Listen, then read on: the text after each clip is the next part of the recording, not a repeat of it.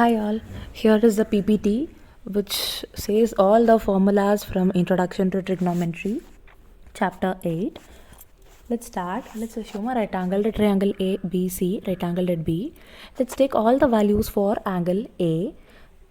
Now, for angle A, the opposite side is BC and the adjacent side is going to be AB and the hypotenuse is going to be A and C, AC. So, sine will be opposite by hypotenuse, sine of an angle which is BC by AC, and cosine is going to be adjacent by hypotenuse, that is AB by AC.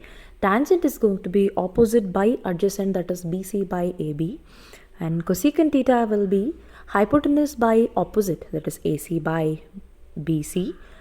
Secant is going to be hypotenuse by adjacent, which will be AC by AB, and cotangent cot is going to be adjacent by opposite. Tan is opposite by adjacent, cot is adjacent by opposite, that is AB by BC.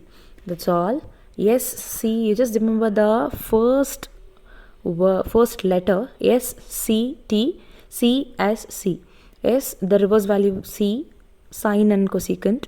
C, the reverse value is S, that is cosine and secant. T, the reverse value is C, that is tangent and cot. S, C, T, C, S, C. Just you can remember this.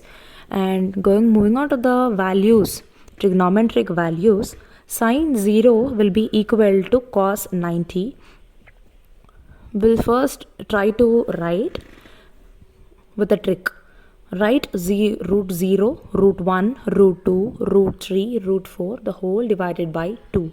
Root 0 by 2 will be 0. Root of any root for 0 is going to be 0. Root 1 by 2, root 1 is again 1. So it is 1 by 2. Root 2 by 2, we can write it as root 2 divided by 2 can be taken as root 2 into root 2. So it is 1 by root 2. Then 60 root 3 by 2, this we cannot simplify it more than this. And for 90 degrees, we have written root 4 by 2. Root 4, when it comes out of root, it is going to be 2. So 2 by 2 is going to be 1. Cos of any theta is going to be the reverse values of sine. That is, cos 0 is 1. Sine 90 is 1.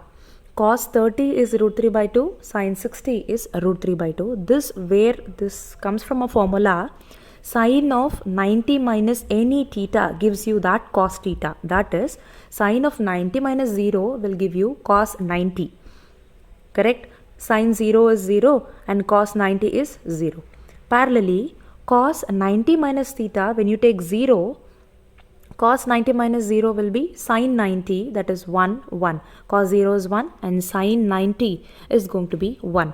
The same way, sin and cos are related values. Tan and cot have the related values. Cosecant and secant have the related values. Secant of 90 minus any theta will give you that cosecant theta. Cosecant 90 minus theta will give you that secant theta. So what we get from this is, easily when you write the sine values by this 0, half, 1 by root 2, root 3 by 2 and 1, cos is going to be the reverse of that. Then you are going to write tan, that is sine by cos. You are going to write tan values. Cosecant cot is going to be exact reverse values of tan, that is 0, 1 by root 2, 1, root 3 and infinity. Cot is going to be the reverse, infinity, root 3, 1, 1 by root 3 and 0.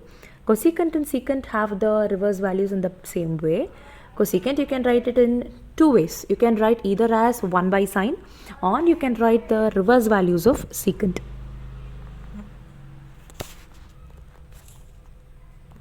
Moving on to the identities of triangle, we'll assume the same right angle triangle ABC, right angle at B.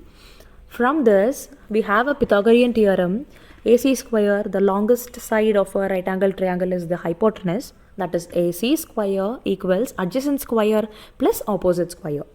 What is Pythagoras theorem? AC square is equal to AB square plus BC square, that is hypotenuse square is equal to opposite square plus adjacent square.